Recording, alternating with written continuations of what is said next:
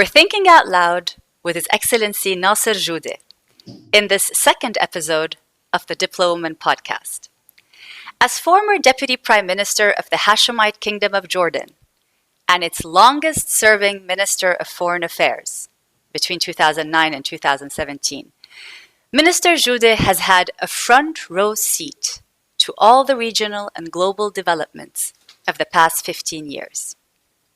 In 2017, the UN Secretary-General, Antonio Guterres, invited Minister Judeh to take part as a member of his high-level advisory board on mediation. He is currently a member of the Senate in Jordan. Your Excellency, welcome to the Diplowoman podcast. Thank you so much. It's a real pleasure to be with you, Karma, and thank you to the Islam Faris Institute, and thank you to Diplowomen, and you're the pioneer behind this great initiative. So it's really a pleasure to have this conversation with you. Thank you, Your Excellency. I think the last time we saw each other was in New York in September of 2019, on the margins of the 74th UN General Assembly.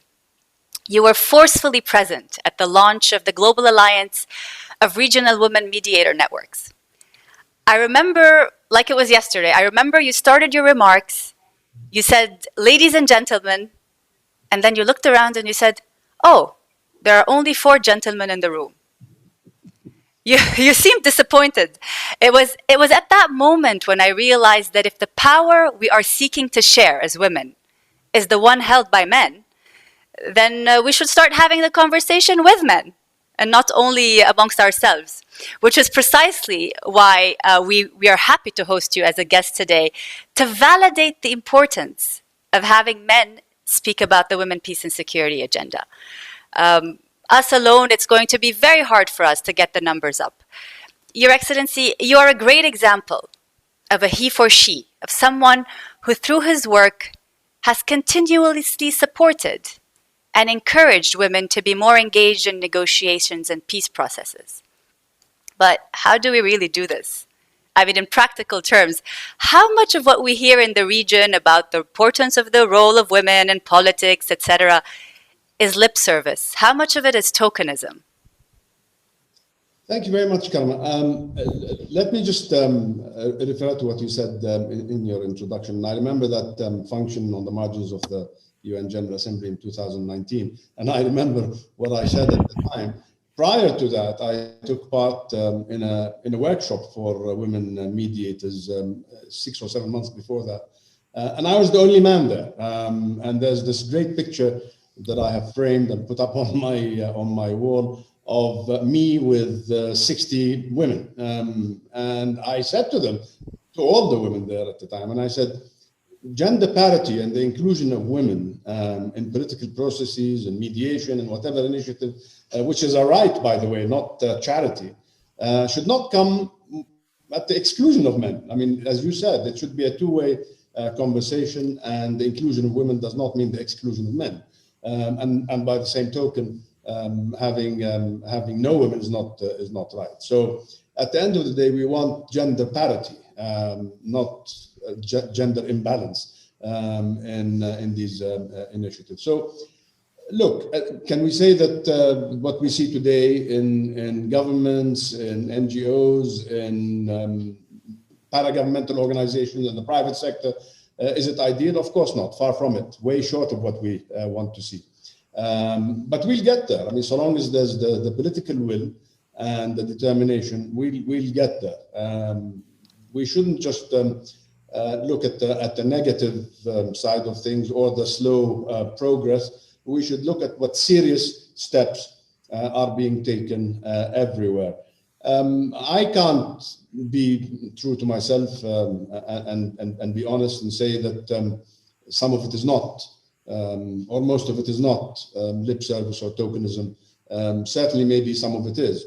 But let's look at the wider picture, and I believe that the wider picture shows the seriousness of intent. Your Excellency, in 2017, Secretary General Guterres established a high-level advisory board on mediation to provide him advice in relation to conflict resolution and prevention efforts. Among the board members composed of current and former national leaders, you were selected. Tell us, what is this board all about? How much does inclusivity take center stage in your discussions? Well, let me answer on two different fronts. I mean, first, Antonio Guterres, the current Secretary General of the United Nations, is committed to gender parity within the UN system. And he's doing a lot, concrete steps to have women in key positions in different UN organizations and departments. This high-level panel or high-level advisory board on mediation certainly reflects that. It comprises 18 members from around the world, 9 women and 9 men. So he was very, very careful to do that, because it reflects his policy and his belief and his determination to have gender parity, not just within the UN system itself, but also the high-level panels and advisory boards that are offshoots of his initiative.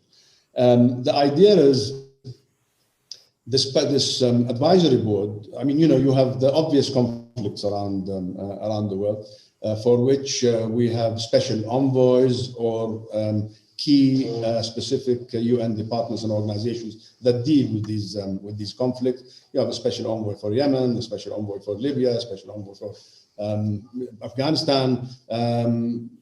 But there are conflicts that are off the radar screen. There are conflicts that are perhaps not so visible or not in the headline news every day. And the Secretary General set up this advisory board to help him with dealing with such conflicts. And also, that doesn't preclude helping with the obvious conflicts as well, using the advisory board as a sounding board for some of the work that the special envoys are doing in different hotspots or conflicts around the world. So we've met 4 times so far. The composition of the board is actually quite interesting, because like I said, you've got women, you've got men, a lot from Africa, from Latin America, from the Far East, from the Middle East, from Europe, and so the idea is just to brainstorm, and sometimes when there is a specific mission, the Secretary General would task one of the members of the high-level advisory board to actually physically go to a country or a region that is that either has a conflict or a conflict brewing in the making, to pass on a message, if they accept, of course, to have UN involvement in that. So it's a very interesting board, and the topics are extremely interesting. According to the Global Peace Index, the Middle East is the least peaceful region in the world. And we have 4 major conflicts that we see around us. And you have said in many of your speeches that women are the most impacted. They're those who carry the brunt of these conflicts. And all the research has shown that when women are more involved in negotiations and peace processes, it is then when you have more and more sustainable peace, you have more just peace, you have positive peace in societies.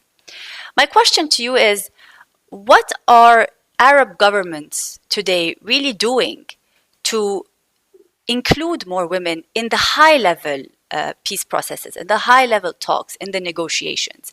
And where do you see more intervention being needed? Well, you're absolutely right in pointing to the fact that whether I said it or many other people have said it, I mean, it's a blinding flash of the obvious that women are the most affected by any conflict. Women lose their husbands, fathers, brothers, sons in conflicts when they are internally displaced or become refugees. They're the ones who have to take care of their families, and therefore it only makes sense. It's common sense, actually, and quite logical for women to be involved in mediation efforts. And that takes us back to the advisory board on mediation, but also to be involved in negotiations and in the production of peaceful outcomes to conflict. It only makes sense because they're the most affected, and they would be, if they come from a vantage point, sometimes from a point of disadvantage, unfortunately, where the key issues are presented on the table without any sugarcoating. So yes, and you're right. We come from a region that has sadly and unfortunately historically provided the world with much instability, and whether it's direct or indirect or spillover or ripple effect, name it what you want. Right now we're talking about Libya, Syria, Yemen, and of course what we refer to as the root cause of all conflict, which is the Palestinian issue. And so this is very, very it's very sad.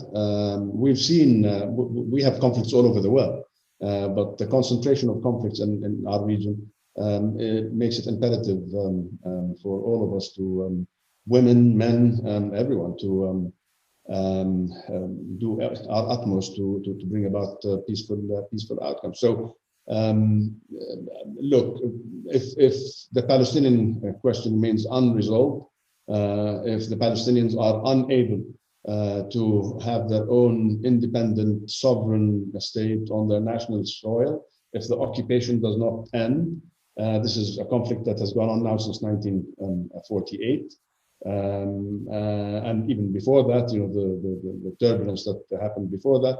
But we are now talking about an obvious two-state solution that will bring about the outcome that we all want. Unfortunately, without undermining or lessening the importance or severity of the other conflicts, but we keep reminding that this is the root cause of much of the instability that we see, not just in our part of the world, but generally around the world altogether. So, and women have to be involved. They have to be involved in peacemaking. They have to be involved in mediation. They have to be involved in shaping what their future looks like, not just at the receiving end of what comes their way. Absolutely. Thank you for that. Your Excellency, in 2014, you attended the Global Summit to End Sexual Violence and Conflict in London. This was co-chaired by your dear friend William Hague and Angelina Jolie. The Global Summit was the largest gathering of its kind, which shed light on this grave issue. Rape, sexual slavery, trafficking, forced early marriages are just a few examples of crimes, of weapons of war used against girls and women. What do we do in the Arab world to put these issues in the forefront of our political discussions? Well, that's why it was called the Global Summit, because there were 120 countries represented in June 2014 over 3 days or 4 days. In fact, it was a whole month of activities, but the core of it was the 3 or 4 days in June. 120 countries, again, over 1,000 experts. It included everyone from youth organizations to NGOs to specialists, and the idea was to break the taboos around wartime rape and to try and shatter the culture of impunity. What was the expression that we all used at the time? People had to realize that there had to be support, unwavering support for engendering a global shift in attitude towards sexual violence. And the idea behind having, like I said, 120 countries and all sorts of experts and all sorts of victims, by the way, and witnesses to these atrocities, is to transform world opinion. And I believe that it succeeded in a way in changing the perspective, changing the understanding of all that. And while we all concluded at the time that government action is essential when it comes to changing the norm and changing the misunderstandings and misconceptions, but there was a lot of inspiration during those days in London. There was a lot of inspiration that was drawn from survivors and from activists and from witnesses to these horrific realities. And I believe that one of the extremely pertinent outcomes of the summit was to launch an international protocol on documentation and investigation of sexual violence and conflict, and to set new international standards. And I think that was a great outcome. I hope that there will be a follow-up summit, perhaps. I don't know. This was 2014. There's been many activities since then. But to have another summit at some stage would be a very, very important step. Absolutely. I remember that summit very well. And I remember how many of us thought that this was a breakthrough, gathering, a breakthrough initiative. Do you feel like in the Arab world, 7 years down the line, do you see more progress when it comes to these issues? Have taboos been broken? Are we more comfortable talking about these things? Many of our countries still, allow for early marriages, early child marriage. How do you view the situation right now, the state of play of our nations? Karma, we live in an integrated world these days. You can't escape reality. You can't escape the fact that with social media and with internet and with access to information and with these modern tools of communication that we all have and enjoy and have started to take for granted, that a story can remain hidden or suppressed, or that it's not going to reach the public, not just in your country or region, but around the world. Something that happens in the far corner of the world is automatically seen simultaneously, real time, by everyone who wishes to access that information. Sometimes, even if you don't wish to access that information, it comes your way without you asking for it. So I believe this has emboldened people, encouraged people to speak out against injustice, against personal stories, some of it extremely tragic, to attract world attention, international attention, to a regional problem within a specific country. There is no way. I mean, I know from my own country, from Jordan, I'm sure in Lebanon it's the same, and in every country, you can't. Sorry to use a common expression, but you can't get away with murder anymore. I mean, if you commit a crime, if you commit an injustice, if you go against the norms of civilization, if you have something that is an outrage to morality, as we know it, it's going to be known. By and large, it's going to be known, and it's going to be dealt with and addressed. So I believe this is the world that we live in, and perhaps this is all for the better. I believe when stories break out, when stories they become known and visible, you have nothing to do except try to make the situation better. So. Agreed. I think it's very hard to hide some of these stories, and we're at a place where, it's like there's a world theater and everyone is watching. And like you said, this culture of impunity is on its way out of the door, inshallah, as we say, hopefully. Your Excellency, tell me a little bit about Jordan. I mean, you represented this country for many years on the global stage, and what's happening right now in Jordan when it comes to the role of women in politics, in peace processes and negotiation?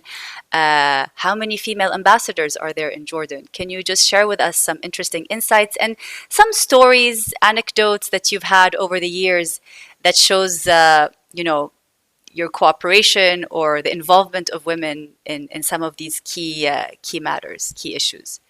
Well, without blowing our own trumpet when it comes to the inclusion of women in public affairs, but factually speaking, please do. we were pioneers in that, pioneers in the context of the region, but women have been in leadership positions in both the public and private sector and in the military for decades. This is not new for us. Our first female government minister, cabinet minister, was Amil al-Mufti in 1979. She was Minister for Social Development. We had many women in cabinet since, in political portfolios, as well as service and social development, and in the economic ministries as well. We've had a female deputy prime minister before. Our first lady, who was referred to as a captain pilot of an aircraft in Royal Jordanian, was Taghreed Akasha back in 1984, I think. And you see, this is the interesting point here. It's not just the fact that a woman became a pilot, an airline pilot, 40 years ago. It's the common perception is that a male-dominated, oriented society would not accept that. I remember flying in a plane that was captained by Taghreed Akasha, and when she announced herself as, "Dear passengers, this is Taghreed Akasha, your captain speaking," I didn't see any raised eyebrows. I didn't see any looks of shock and horror. And on the contrary, everybody was smiling and cheering. So it's also the culture of acceptance of something like that. Women in the military in Jordan, that has been going since the 1950s. We had at first in the nursing field in the army. I mean, we had the Princess Mona Nursing College. The first graduates were first lieutenants back in 1965. And then we had female officers in other pursuits and disciplines, not just in nursing, in administrative, and key. We have women in the Air Force. So we've been doing a lot in Jordan. I mean, during the reign of His late Majesty King Hussein, I mean, this was one of his priorities, and His Majesty King Abdullah is continuing the same tradition and reinforcing that perception that women are equal members of our system. It's not one or the other, it's both. And so, we're very, very proud of that. When I was foreign minister, the three, I don't want to make comparisons of which embassies are important, all our embassies are important. But at one point, our ambassador to Washington, D.C., in Washington, D.C., our ambassador in London, and our permanent representative to the United Nations in New York were all ladies, the three of them at the same time. So imagine me having to deal with that. I think it was a privilege to deal with that. It was a real privilege, but I also had to accept that many a time I would be told not to do things in very firm terms. So you felt marginalized, Your Excellency. It was a pride and honor, truly. Joking aside, it was always a sense of pride for me to say, this is our ambassador to the United States. This is our ambassador to the United Kingdom. This is our permanent representative in the United Nations. And they all did fantastic jobs.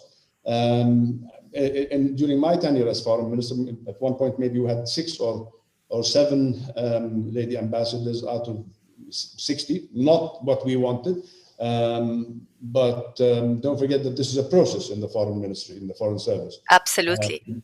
But now, if you look at the spectrum of our foreign service officers in different levels, you'll see that many more women are there, and in time, perhaps in 5 to 10 years' time, you're going to have almost an equal number of ambassadors, both female and male. So it's a culture that takes time. It's a process that has to play out its course, because in the foreign service, as you know, you either enter at the bottom or at the top. You're either an attaché right at the bottom of the ladder, or you come in as an ambassador, as a political appointee. But for an attaché to work themselves out, he or she work themselves up the ladder, it's a process of 15 to 20 years to become an ambassador. But now we're seeing that taking root and happening. So.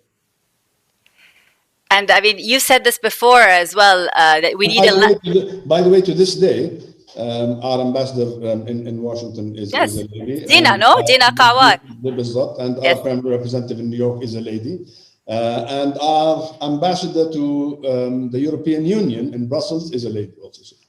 Well, I want to take this opportunity also to send a big hello and a shout out to your female ambassadors and to Jordanian women in general, who have, really been at the forefront of this attempt at cultural change. As you said, it's a cultural process. It's a change that we need to, slowly start to initiate, but also try to speed up as much as we can. And you've said this before, we have to change the landscape and the discourse for participation to take place. So I feel like from the way you're speaking, you're on the right track. And maybe I hope so. But again, I want to stress that we men sometimes fall into the trap of approaching this in a patronizing way, or as if we are performing an act of charity. Or this is very wrong. If we're talking about inclusion and gender parity, we have to accept that this is a right, not something that is given by us men. It is a right. Women are half the society, if not sometimes more. I mean, look at Jordan today. I mean, you have more women than men in our population, quite honestly.